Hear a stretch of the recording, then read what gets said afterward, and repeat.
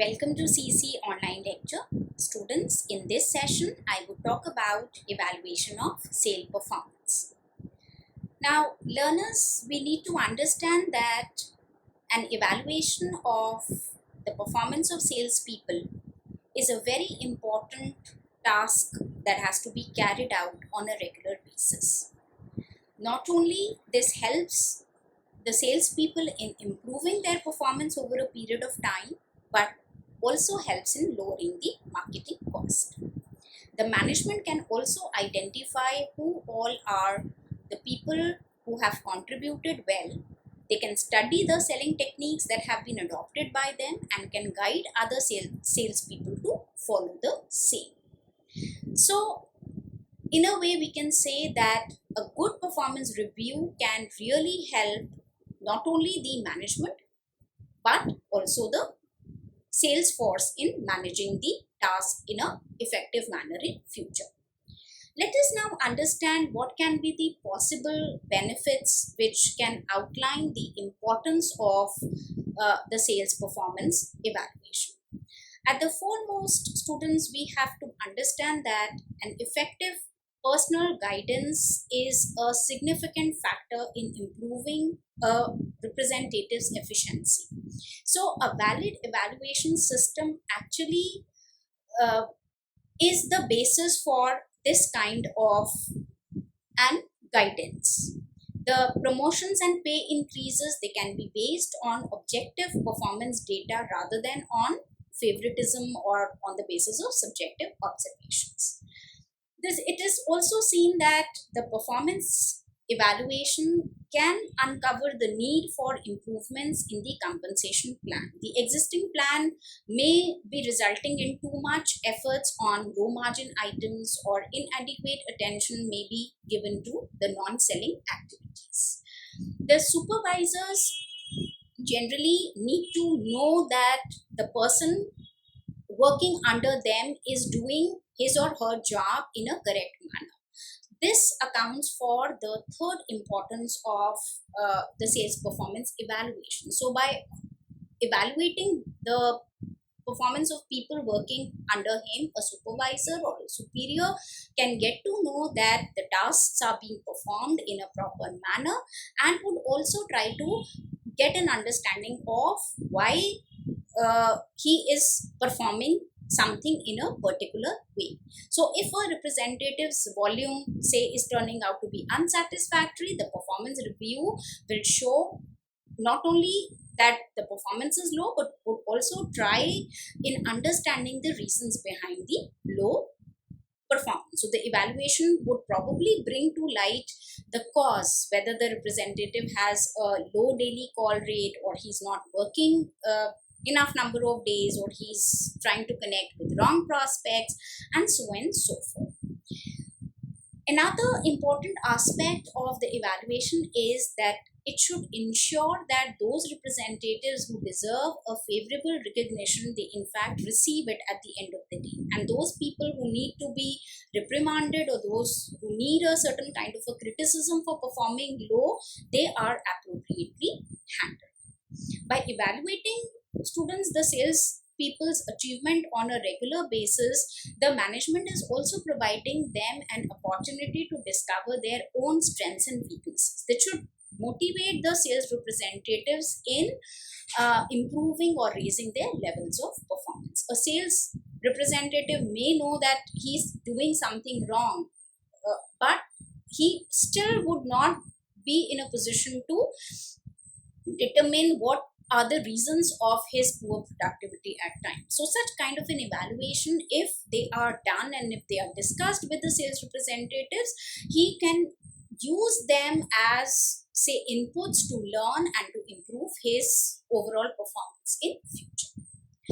But again, there are certain problems in actually evaluating the performance. One is, in most of the organizations, we find that we do not have proper effective procedure for evaluating the sales performance.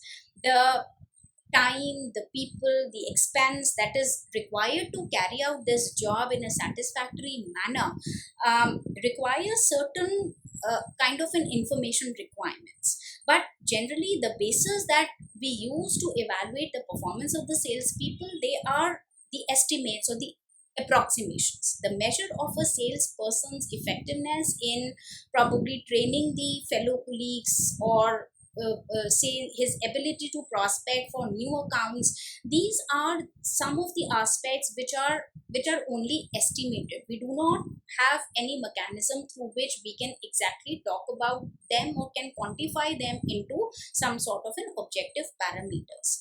They Not only that, there are certain tasks which are difficult to evaluate even on a subjective basis. Okay, so all salespeople, they are supposed to build goodwill with the customer. So even if the company has a close field supervision of the sales force, these tasks can be evaluated only subjectively. So because of this, there are certain problems in properly working out the evaluation of salespeople's uh, overall performance. And to top it all, the management also sometimes do not recognize that many tasks of the subjective nature, they can actually be quantified. So if you can devise certain system, you can make the overall procedure more effective. For example, a salesperson may have a tendency to high pressure or oversell the customer. So if you tally the, say, the cancelled orders, or you try to take stock of the number of the lost accounts or the rate of the reorders, you will get to know some quantitative information about the subjective parameters as well. Now, after having learned about what is the importance and what are the difficult areas, it is very clear, students, that the management needs to work out or devise a proper program for evaluating the performance. This requires certain steps that need to be followed. So the first thing is that the management needs to establish some basic policies. So preliminary to the actual evaluation, the management should have some ground rules. Now, one question that calls for an immediate decision is who is to participate in the evaluation. It is generally seen that the immediate superior or the immediate supervisor is the one who is normally involved. The most likely person, therefore, is the salesperson's immediate superior or supervisor. The salesperson being evaluated, he should also be one of the participants. So he should also participate in the evaluation process actively, usually with some sort of self-evaluation, so to say. Another aspect which should be taken into the policy decision concerns the frequency of evaluation. How frequently you are going to evaluate the performance of a sales representative. Should it be once in a year, or 2 times in a year, or say at more frequent intervals? Now, many firms, they also combine their annual performance evaluation with some sort of periodic reviews over a period of time. Now, at this point, students, I would also like to measure that the self-evaluation thing which is done by the sales representative, its role should be clearly understood not only by the sales representative himself, but also by his executives or the superiors that are involved in the appraisal system. They should also take into consideration certain additional aspects, like what evaluation data will be given to the salespeople, what evaluation forms will they be asked to fill out, and so on and so forth. Now, once you have done this exercise, the second aspect required is to select the basis for evaluation. So a key to the successful evaluation program, we can say, is that you appraise the sales representative's performance on multitude of factors, on multitude of bases. To do otherwise is to run the risk of finding out something wrong, or to have something being provided on insufficient facts, or on the basis of insufficient data. Now, we can assume that, suppose we are trying to evaluate the performance of a sales representatives on the basis of what kind of selling expenses he has incurred in relation to the volume of sales that he has generated. But no, this could give you a misleading picture. If this percentage is very low compared to the average for the entire sales force, he probably will be commended. Yet he actually may have achieved that low expense ratio by failing to prospect for new accounts, or by otherwise covering his territorial whole territorial area in an inadequate manner. So we need to have appropriate measures of evaluating the performance so that we are not misled in any way. Now, when we talk about what could be the basis other than some quantifiable criterions that we are going to talk about after a little while, the reports can also serve as an important source. So the reports that these salespeople submit, they can be very vital in providing you information on certain performance areas. The regular use of the call reports, or the activity reports, or the expense reports, they can provide necessary data on the salespeople work and their overall performance. Similarly, the sales supervisor and the other sales executives, they can regularly spend some time in interacting with the sales representative, or probably traveling with him on the field. While you are doing such things, you can observe many things about the salespeople's performance, like how he deals on with his customers, and all these can then become a part of your qualitative evaluation. So you can learn a lot about his abilities to deal with the customers, or his self-management skills, and so on and so forth. As a source of evaluation information, you can also make use of customers in one way or the other. The common method is to gather information from the customers on a voluntary basis as a feedback exercise.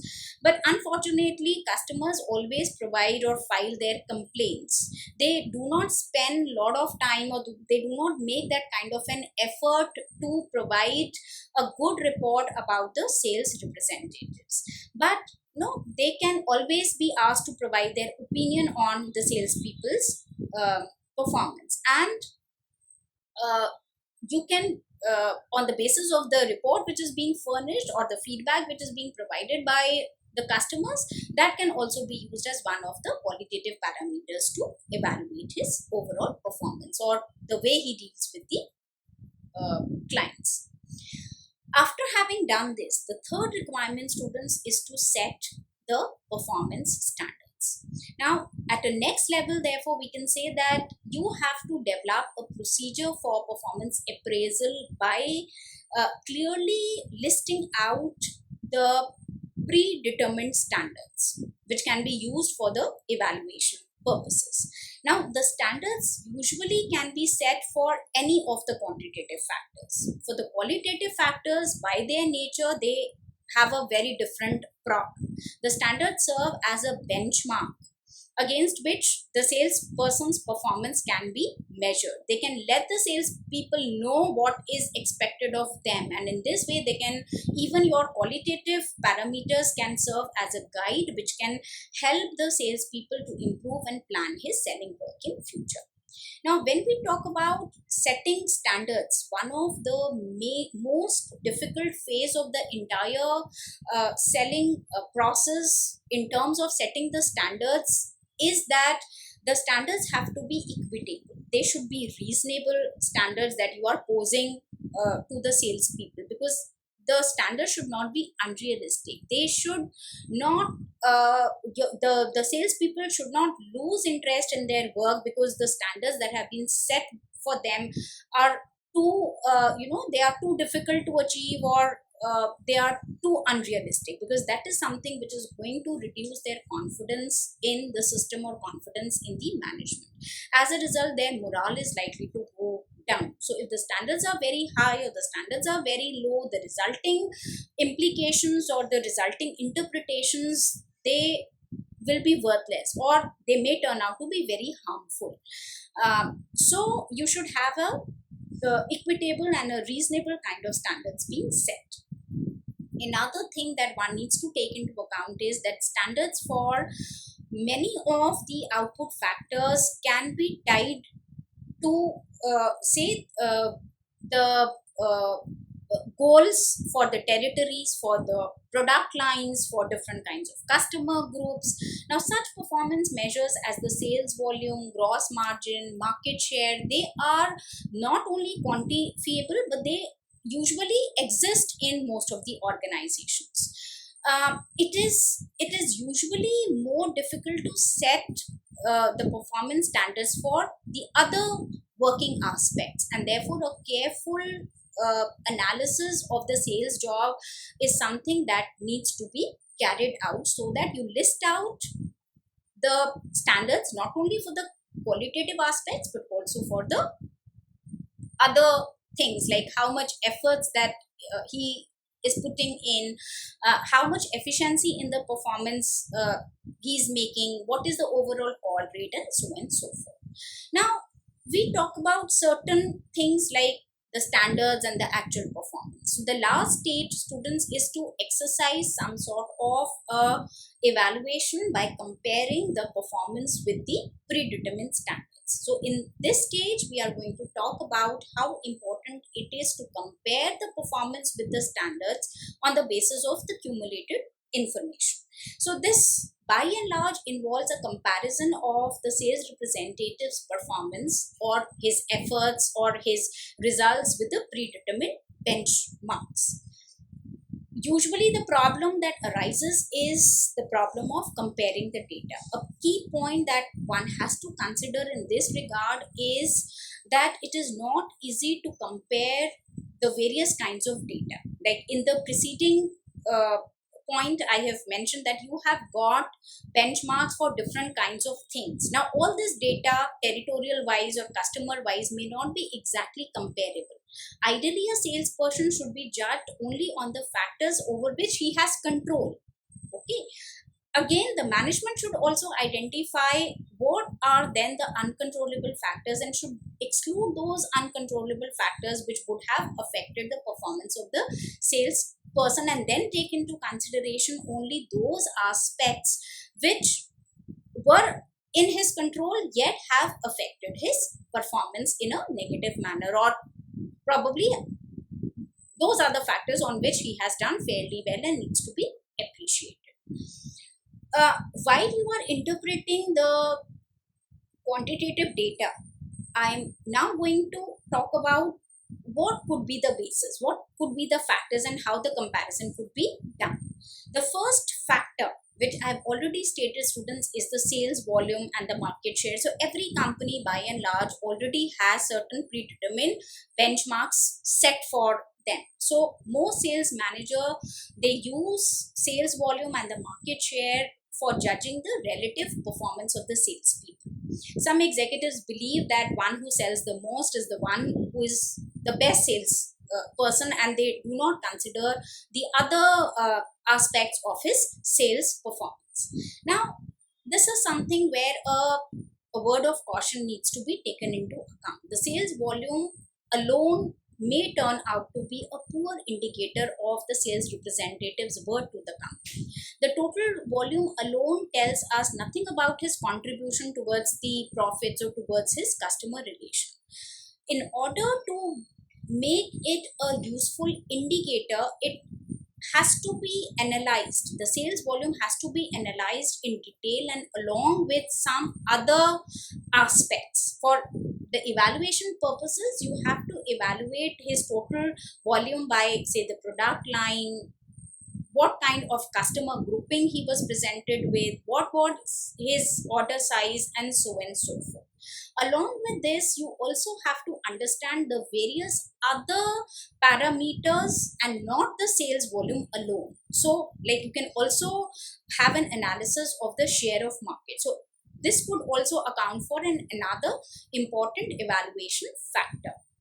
So, when you try to come out with what was his share of the market, the data will tell you good insights. Like, you can then also fine tune by calculating his share of market for each product line or for each customer group, which would then provide you more accurate information.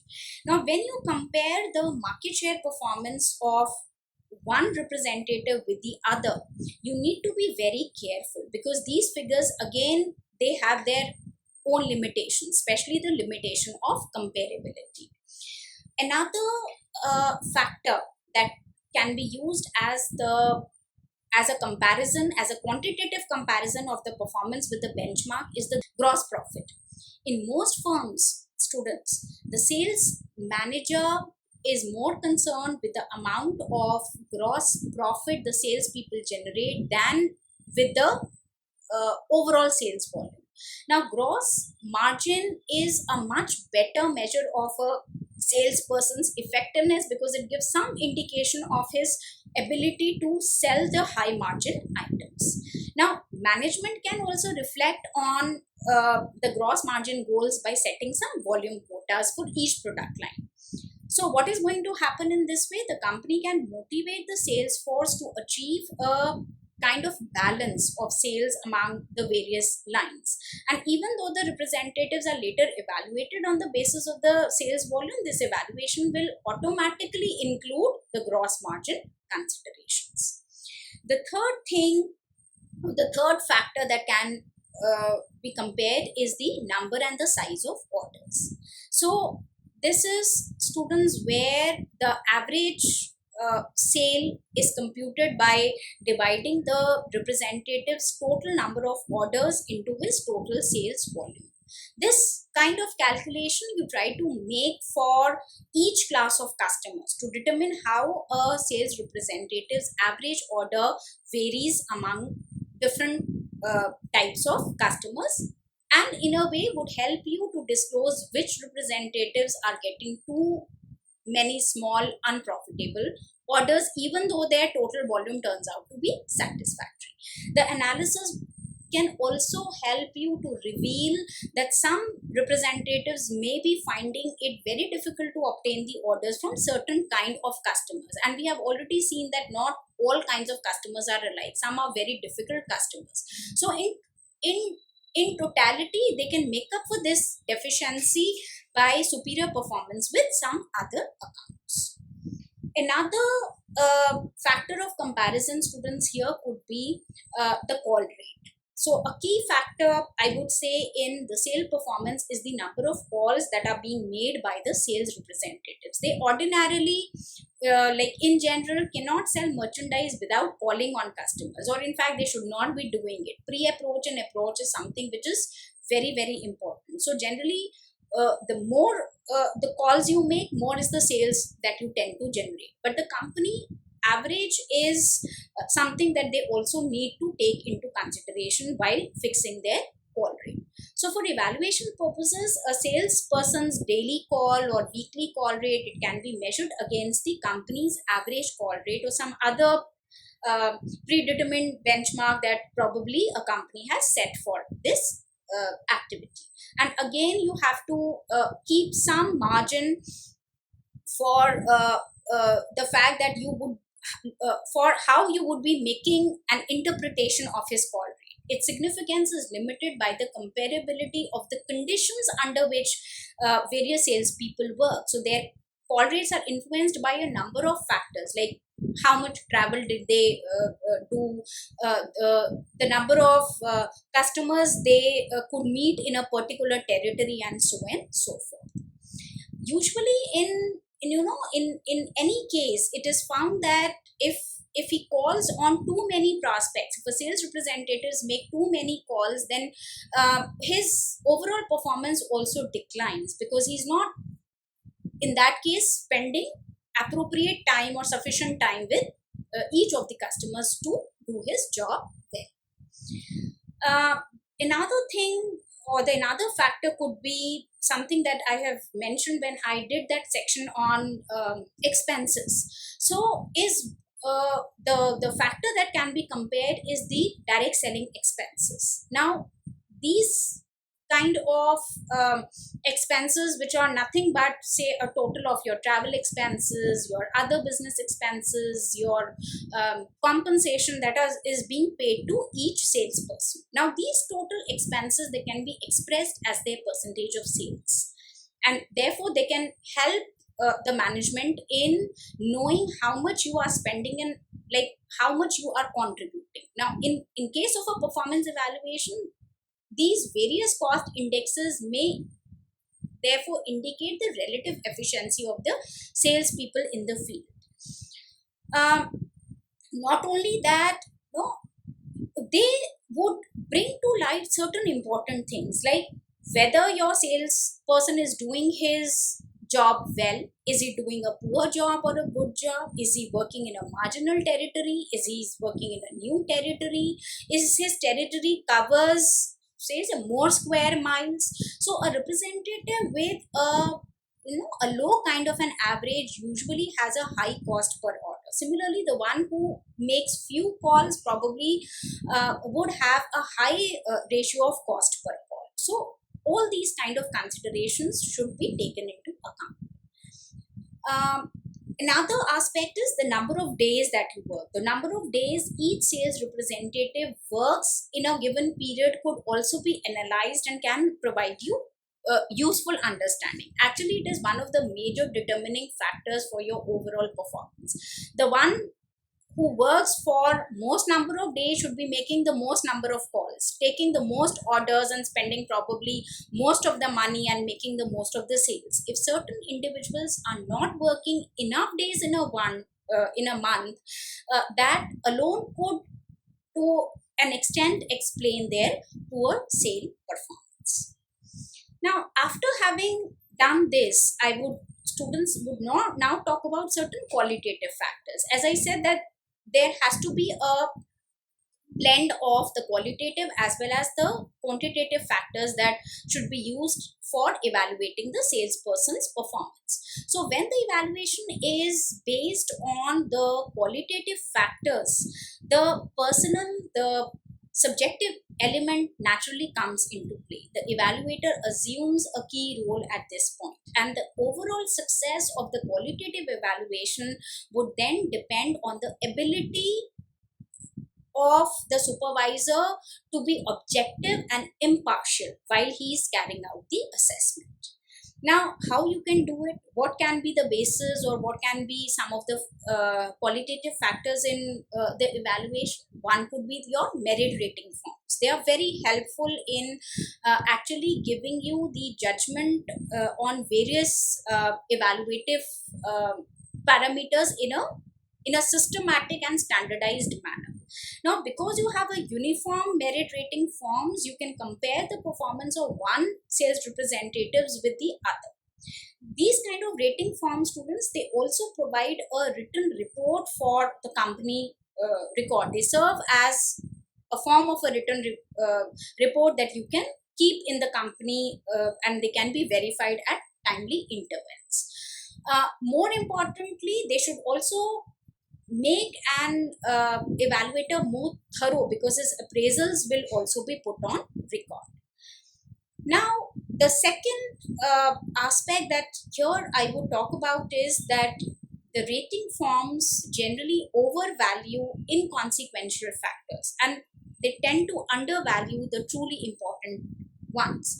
And one therefore has to be very careful and should probe the entire situation before you evaluate the performance only on the basis of the rating forms. In a sales context, the manager should be interested in a salesperson ability to make money or to contribute towards the profitability of the firm, not whether the individual is actually performing well on certain personal parameters or whether he is impressively dressed or whether he is adept or not. So such subjective biasnesses should be kept aside when you are making the evaluation or when you are evaluating the salespeople on certain qualitative factors. Towards the end, students, it is very important that you discuss the evaluation with the sales force. The sales manager should explain the achievements to the salesperson on each and every evaluative factor, and he should also make this effort to point out how the results are compared with the standards, right? So it's only when you are you are communicating and you are discussing, only then you can bring into light all those areas where there is a scope for improvement. The performance evaluation interview, this students, is a very sensitive issue. You don't want to degrade the person, rather this is something which is very challenging, because it is never easy to point out anybody's shortcomings on the person's face. So you have to be at times very tactful, but you need to understand and you have to convey the importance of the evaluation procedure to the salesperson, so that both the company, the salesperson, they can together elicit fruitful outcome from this entire exercise. So rather than criticizing, they should be made aware of the areas where they can improve the performance, and they should be appreciated on their good performance so as to maintain their motivation and morale levels. So at the end of the session, students, I am sure you would have understood how important it is to evaluate the performance of the sales representatives and how this can be done in an effective manner. Thank you so much for your patient listening. We'll come up with many more topics in the area of personal selling in future. Till then, thank you. Take very good care of yourself. Stay protected. Stay safe.